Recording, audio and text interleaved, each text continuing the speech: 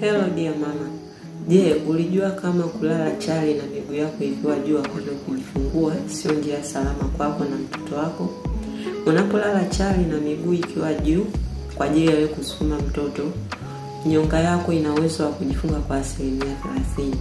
Na hapa ndipo wengi wanaambiwa kwamba njia yako ni ndogo, hauwezi kupusha. Lakini huo mkao uliokaa unasababisha wewe kuifunga nyonga yako kwa 1% fulani.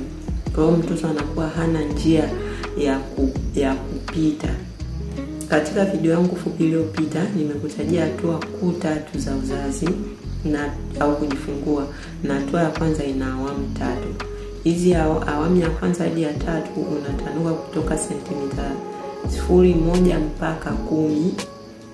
Katika kila awamu kuna mikao ambayo utatakiwa ukae na kuna mazoezi ambayo unatakiwa ufanye ili umsaidie mtoto wako ashuke vizuri na wewe ujifungue nyonga yako ikiwa ina nafasi ya kutosha na mtoto atoke vizuri.